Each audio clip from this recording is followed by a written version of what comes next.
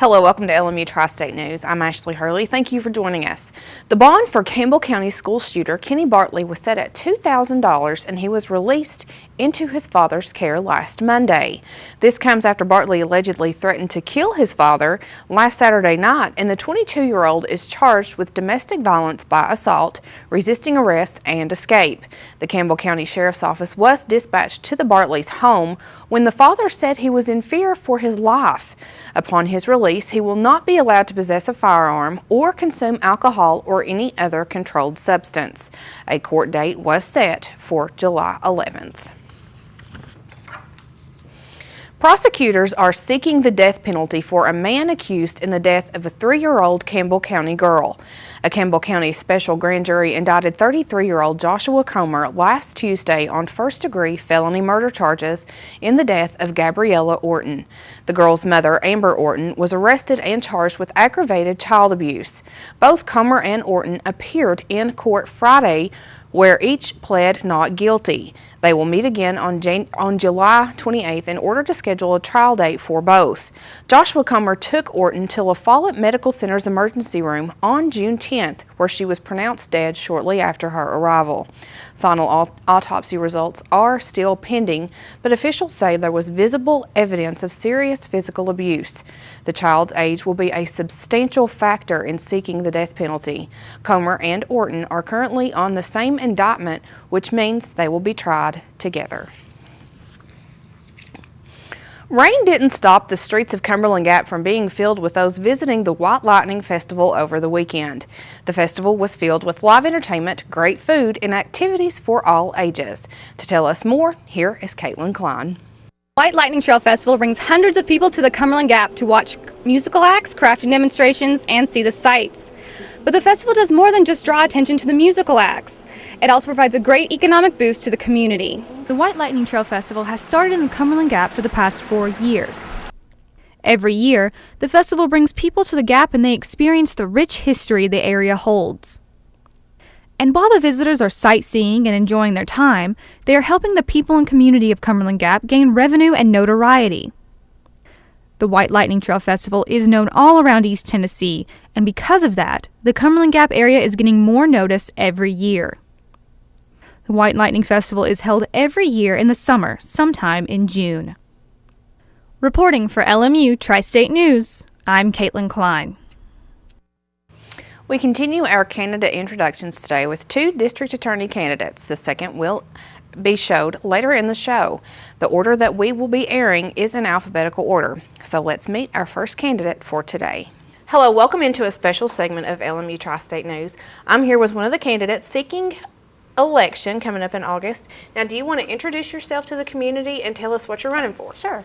My name is Lori Phillips Jones, and I currently have the honor and privilege of serving as your District Attorney General, and I am seeking election to that office in the upcoming election of August the 7th. Okay. Now, what do you feel qualifies you to run for District Attorney? Okay. Well, first of all, I have served as the DA since September of 2012.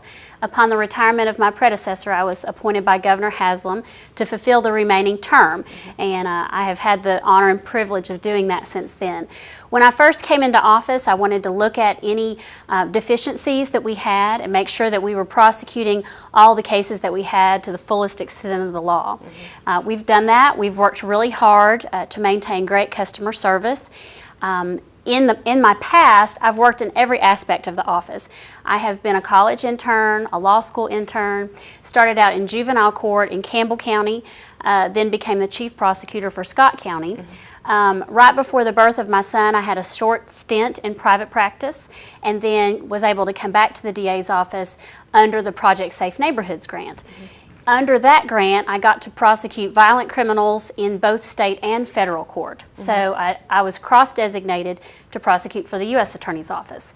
A lot of times in federal court, there are greater, stiffer sentences we can pursue. And so that experience helped prepare me for this, as well as having served for 8 years in the Child Support Division. Most folks don't realize that the District Attorney's Office has a criminal division and a Child Support Division.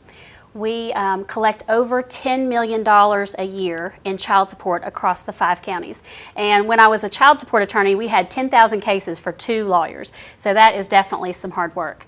So what I would tell you is I've done everything in the office, from answering the phones and filing to trying murder cases and prosecuting deadbeat moms and dads. So I'm an effective manager. We have 3 large offices that I manage, plus 2 satellite offices, plus a drug task force and a child support division. It's a lot to manage. You have to be well aware of budgets and fiscal responsibility, and make sure that you are using taxpayer dollars to the best benefit that you can. Right. So if elected, what's going to be your focus once in office? Okay. I think a lot of the things that we have started doing under my leadership will obviously continue. We have an active, involved role in our child advocacy centers. I've been a prosecutor back before the time that we had child advocacy centers, and they are such an important and crucial role in prosecuting child abuse and neglect cases. I serve on the board of the Advocacy Center in Scott County, which also serves Fentress County, and then the Campbell County Child Advocacy Board, which also serves Claiborne and Union counties. That is a fantastic organization, and I'm happy to tell you that we are getting ready to open a new, larger child advocacy center here in Claiborne County. We have been approved for state funding so that DCS can once again co-locate with us in the community. Okay. Is there anything else you want to say? We've got 30 seconds. Okay. My name is Lori Phillips-Jones, and I would greatly appreciate your vote and support in the upcoming election for District Attorney General. Thank you. If you have travel plans for the Independence Day holiday weekend, expect to pay a higher price at the pump. AAA expects the majority of U.S. drivers likely will pay the highest gas prices for Independence Day since July of 2008 and will journey 50 miles or more over the weekend. Today's national average gas price is about 20 cents per gallon more expensive than the average on July 4th of 2013, which was only $3.48 per gallon.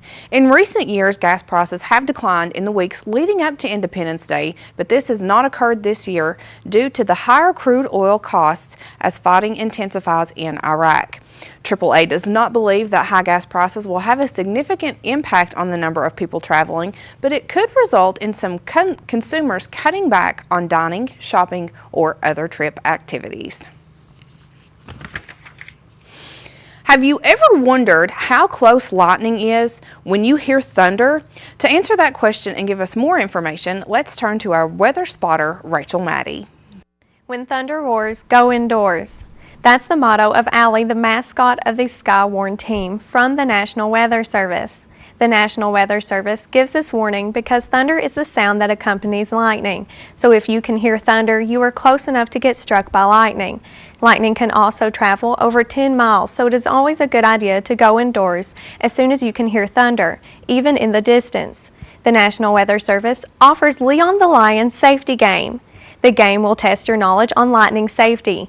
I'll give you a few hints. You are not safe from lightning unless you are in an interior part of a strong building or in a covered vehicle. A tree or any isolated or tall object outside is subject to a lightning strike.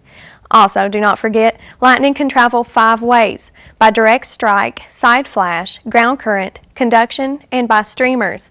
This means even animals or pets outside are not safe from lightning. So far, in 2014, the U.S. has had 7 lightning-related fatalities. All the deaths have been male, and since 2006, 218 males have died from lightning, and 50 females have died from lightning. To play Leon the Lion Safety Game or to find more information on lightning, you should visit www.weather.gov. The sound of acoustic music and bluegrass could be heard across the campus last week as Lincoln Memorial hosted the 2nd annual Acoustic Music Week Camp. The camp is hosted by local musicians Steve Gulley and Dale Bradley and features some of the top musicians in bluegrass music as instructors. The camp tripled in size this year with over 40 students attending the 5-day event. A highlight of the camp featured a Thursday night concert, an event that featured the students and instructors. While the music camp was in progress, LMU was also hosting a literary camp for young aspiring writers. Camp Director Lacey Cook talks about the week's activities. Young Writers Workshop is a week-long residential writing workshop for high school students. It's offered for 9th through 12th grade, and we accept students from all over the country. Most of our students here this week are from Tennessee, Virginia, and Kentucky, and it is an intensive week of writing activities, creative writing. We have 27 students this year. This is the third year of the Appalachian Young Writers Workshop here at LMU, and we are pleased to say that it is growing and hope that it continues to grow every year. Both camps are part of LMU's Arts in the Gap program. Now let's take a look at our second and final candidate running for the position of District Attorney for the 8th Judicial District. Welcome to LMU Tri-State News. This is a special segment where I'm sitting down with one of the candidates running for an elected position coming up this August. Would you like to introduce yourself to the community and tell us what position you're running for? Sure, Ashley. Thank you for the opportunity to be here. I'm Jared Effler, and I hope to be your next district attorney. I'm blessed to have been born and raised in East Tennessee. I'm a product of the Union County Public School System. I worked my way through college here at Lincoln Memorial University by building boxes at Cooper Container Corporation in Maynardville. Upon graduating LMU, I went on to the University of Memphis Law School, where I graduated with honors in 1999. And immediately upon graduating law school, I went to work for the District Attorney's Office as a criminal prosecutor. And I did that until March of 2014. I'm proud to say that prosecuting criminals is what I devoted my career to. It's my passion. It's all I've ever done. It's all I've ever wanted to do.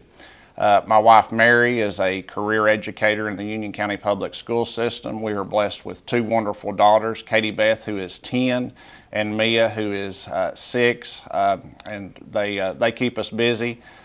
Between basketball and softball games, and the campaign trail, we are extremely busy right now, but it's a very good time for us. And I want to be your next district attorney because I believe the most important job of the district attorney is to prosecute criminals. And that's what I've devoted my career to. And as district attorney, I will be a courtroom prosecutor and not merely an administrator. You will see me in the courts of this district, which is Union, Claiborne, Campbell, Scott, and Fentress, prosecuting criminals on a regular basis. And I believe that's how we make our communities safer, by sending the message to criminals that there will be serious consequences for violating the law. And that is the deterrent, to send the message to criminals that there will be consequences and there will be a career criminal prosecutor there in court that you will have to face, and that will be me. So, if elected to this position, what's going to be your main focus once in office? I want to be a hands-on district attorney. I want to be there prosecuting criminals along with my assistants. That's the most effective and efficient way to monitor crime trends and to see what's working and what areas we could make improvements in. Okay. Is there anything else you would like to say to the community? Well, I believe it's important who your district attorney is, and I believe that it's important to have a district attorney who has devoted his career to prosecuting criminals. I hope and pray no one out there is ever the victim of a crime, but I believe that it's a fair question to ask, if you or your loved one is ever a crime victim, who would you rather have prosecuting that case? And I believe my experience speaks for itself. I'm not afraid of going to court and prosecuting criminals.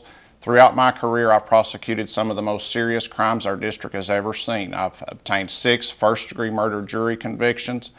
Felony drug offenders on my watch have been sentenced to over 600 years in prison. And I'm proud to have been a member of a team of local, state, and federal authorities that dismantled the largest ever prescription drug ring in our area's history. So what is what passion brings about this, wanting to run for this position? It's all about helping people. I think that's the most rewarding thing that someone can do in life, is to help others. And that's what I've discovered as a career criminal prosecutor. Folks that have had tragedy in their life, they're looking for someone. They're looking for someone to be there with them and to stand up and represent their interest in court. And that's what I will be doing as district attorney. Welcome to LMU Tri-State Sports. I'm Adam Plyler. Let's dive right into women's basketball. The Lincoln Memorial University Lady Rail Splitters are no longer looking for a new coach, as Athletic Director Roger Vanoy announced the hiring of Crystal Reeves-Evans to replace Roger Hodge after he resigned last week. Reese Evans comes to the Lady Rail Splitters after serving as recruiting coordinator for the Georgetown University Hoyas. At Georgetown, she signed the highest-ranked recruiting class in program history.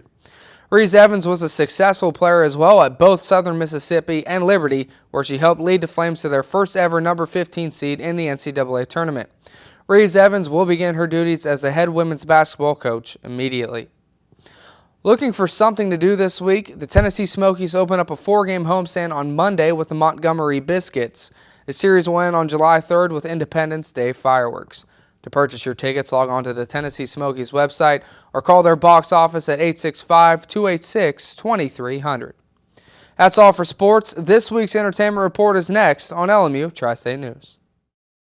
Whether traveling for business or pleasure, Sleep Inn and Suites of Middlesboro, Kentucky invites you to dream better here. Located at the foothills of the Cumberland Gap, Sleep Inn and Suites offers luxurious rooms equipped with microwave fridge combo, desk, ergonomic chair, wireless internet, and 32-inch flat-screen TV. While staying with us, visit our fitness center, wake up to our complimentary hot breakfast bar, or have a bedtime snack with our fresh-baked cookies. Sleep Inn and Suites, located off Highway 25E, Middlesboro.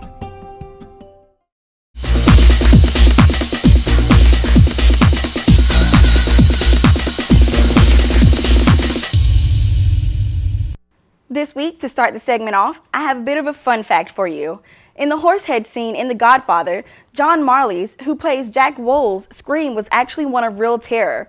I'll tell you why later on in the segment, but you have to stay tuned to find out. For our top entertainment stories, as an update on the Tracy Morgan-Kevin Roper story, Morgan has been released from the hospital and transferred to a rehabilitation center. 2 weeks ago, Morgan's condition was upgraded to fair. He had been hospitalized for 2 weeks since a June 7th car wreck left him critically injured. In a recent statement by Morgan's spokesman, Louis Kay, he said Tracy has been transferred to an undisclosed rehab center where he is expected to remain for the next few weeks.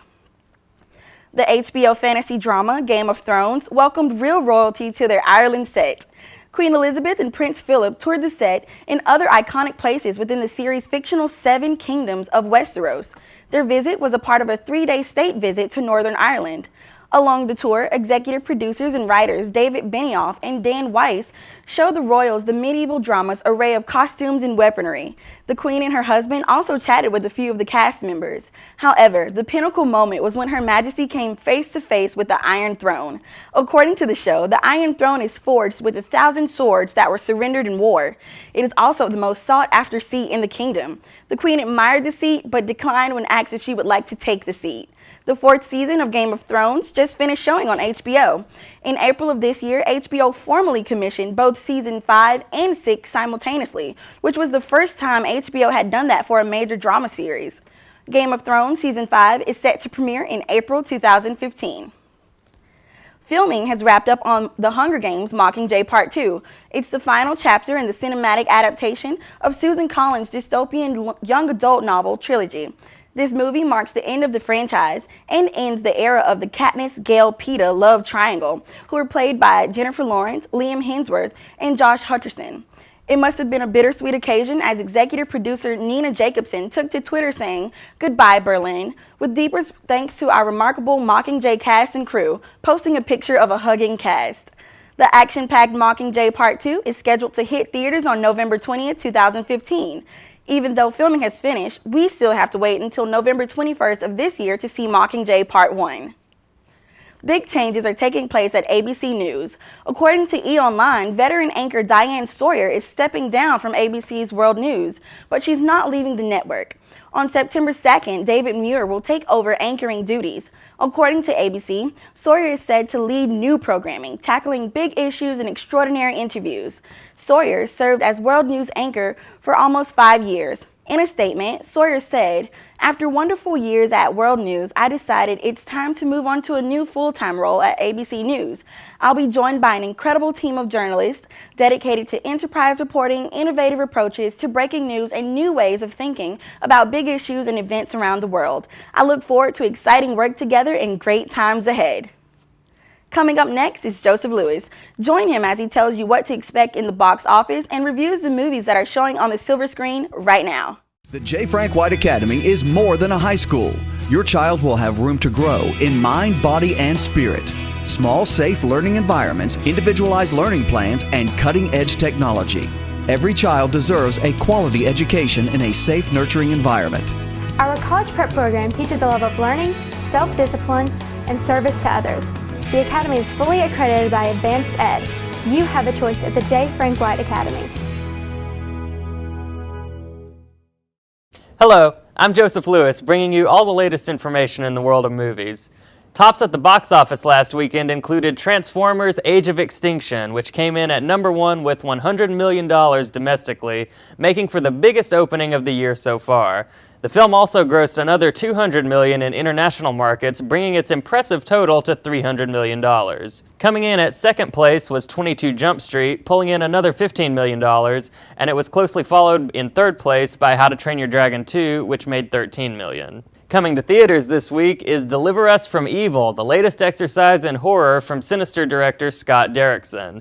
Eric Bana stars as a New York policeman who teams up with a Spanish-Hungarian priest and exorcist played by Edgar Ramirez to solve a series of cases having to do with demonic possession. Community lead Joel McHale also co-stars, playing against type as Bana's tough-as-nails partner. Deliver Us from Evil opens this Wednesday, July 2nd. Also opening July 2nd is Tammy, Melissa McCarthy's latest comedy outing, which she co-wrote with her husband, director Ben Falcone. The film follows the title character as she loses her car, her job, and her husband all within the same week, and then decides to hit the road with her alcoholic grandmother, played by Susan Sarandon. From there, chaos and high-speed, explosive antics ensue. Lastly, being released this week is Earth to Echo, a new adventure film about a trio of youngsters whose lives change when they discover an alien stranded on Earth and in need of their help.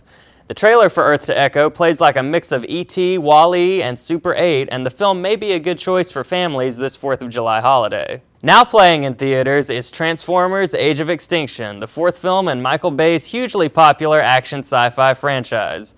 Taking place 4 years after the previous film's Battle of Chicago, the film follows Mark Wahlberg as Cade Yeager, a mechanic whose family becomes endangered when he happens across a deactivated Optimus Prime. Meanwhile, Stanley Tucci plays a ruthless businessman with ulterior motives who intends to take the robot for himself. In some ways, this film and this franchise in general is tough to critique because it basically does what it sets out to do: give its audience 2 hours of giant robots beating up other giant robots. Now, the special effects are undoubtedly impressive. Michael Bay's action direction has become more fluid and geographically sound over the course of the 4 films, and Mark Wahlberg does give its audience a more easy-to-root-for protagonist than Shia LaBeouf ever did. But at the end of the day, the story, characters, and dialogue are what make a successful action movie, and as with its predecessors, the film is lacking. There's also not nearly enough of the hotly anticipated Dinobots, who are given only about 20 minutes of screen time despite their heavy emphasis in the trailers.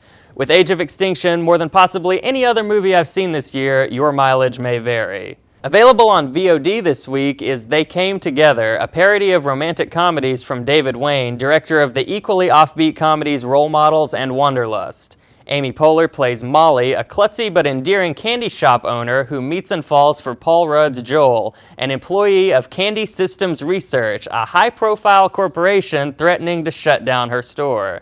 As you can probably tell, They Came Together plays fast and loose with the plots of You've Got Mail, When Harry Met Sally, and countless other genre hallmarks, eviscerating pretty much every cliche in the book over the course of its brisk 80 minutes. Rudd and Poehler are so likable that the film has several scenes that are genuinely sweet, but it's the biting, self-aware humor that makes They Came Together worth watching, with jokes ranging from the highbrow and meta to the lowbrow and just plain silly.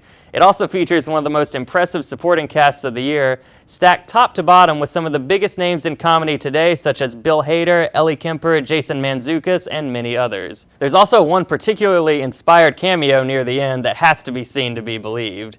They Came Together is a laugh-a-minute comedy if there ever was one, and if you happen to be as sick of romantic comedies as these filmmakers clearly were, you'll certainly enjoy this no-holds-barred skewering. And if you're looking for something else to watch this weekend, Transformers' Stanley Tucci can also be seen in Big Night, now available for streaming on Netflix Instant. The film takes place in 1950s New Jersey, where Italian immigrant brothers Primo and Secondo run a restaurant called Paradise. Heavy competition has brought the restaurant into financial duress, and the story is centered around one big night during which singer Louis Prima is set to perform. a performance the brothers hope will save their struggling business. The production design in Big Night gets the time period and the setting just right, and there's enough delicious food on screen to leave any viewers mouthwatering. But it's the increasingly strained relationship Stanley Tucci and his co-star Tony Shalhoub create between the two brothers that make Big Night such an effective film. As the meticulous Primo and the more businesslike Secondo go head-to-head over their differences, the conflict is riveting and allows both actors to waltz their way through extended scenes of brilliantly written, emotionally charged dialogue. Big Night is a film of genuine humanity containing joy and sadness in equal measure, and it all culminates in one of the most poignant and perfect final shots in all of cinema.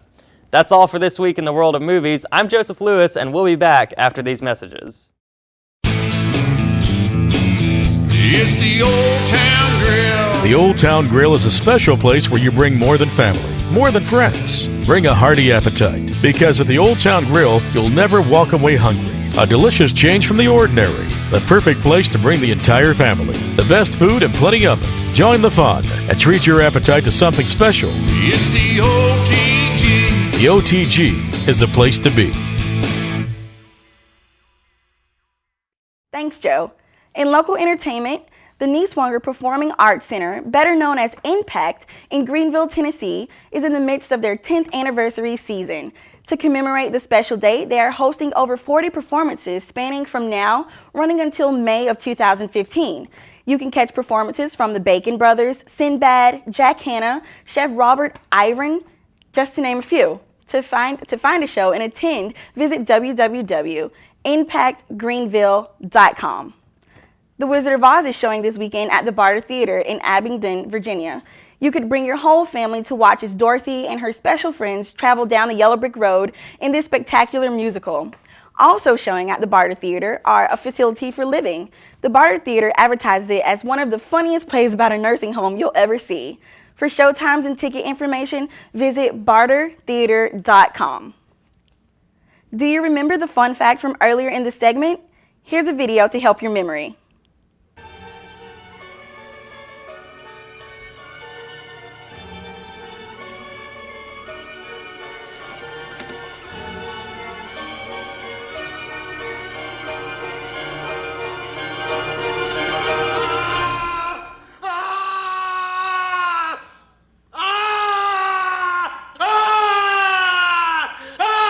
As promised, the reason why John Marley's scream was so horrific in the horsehead scene was because producers actually used a real horsehead and did not tell him. I guess they got the reaction they were going for. That's all. Thanks for tuning in. This has been Monique Derico bringing the world of entertainment to you. Thank you for joining us. For everyone behind the scenes, I'm Ashley Hurley.